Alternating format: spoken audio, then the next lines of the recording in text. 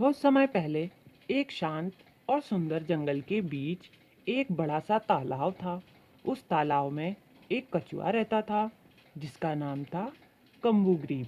वह थोड़ा आलसी जरूर था, लेकिन बहुत बातूनी और मजाकिया भी था। उसके दो बहुत अच्छे दोस्त थे, दो समझदार हंस जिनके नाम थे संकट और विकट। तीनों रोज साथ बैठते थे, बातें करते और जीवन का आनंद लेते थे। उनकी दोस्ती पूरे जंगल में मशहूर थी। फिर एक साल भयानक गर्मी पड़ी। धीरे धीरे तालाब का पानी सूखने लगा, मछलियां मरने लगीं और कछुए के लिए वहां रहना मुश्किल हो गया। हंसों ने चिंता से कहा, दोस्त कम्बुग्रीब, अगर हम यहाँ रहे तो तुम बच नहीं पाओगे। हमें कोई नया तालाब ढूंढना होगा। दोस्तों की बात सुनकर कछुआ घबरा गया और बोला, पर मैं तो उड़ नहीं सकता, मैं कैसे जाऊंगा?" फिर क्या था दोस्तों, हंसों ने थोड़ी देर सोचकर एक उपाय निकाला। उन्होंने एक मजबूत लकड़ी उठाई और कहा, तुम इस लकड़ी को अपने मुंह से मजबूती से पकड़ लो। हम दोनों इसे अपने अपने सिरों से पकड़कर उड़ेंगे। इस तरह हम तुम्हें नए तालाब तक ले जाएंगे। फिर उन्होंने गंभीर होकर कहा, लेकिन एक शर्त है, पूरे रास्ते मुंह बिल्कुल मत खोलना।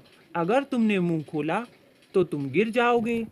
उन दोनों की बात सुनते ही कछुए ने तुरंत हामी भर दी, हाँ, मैं बिल्कुल नहीं खोलूंगा मुंह। और अगले दिन दोनों हंस लकड़ी के दोनों सिरों को पकड़कर उड़ने लगे और कछुआ बीच में लटक गया।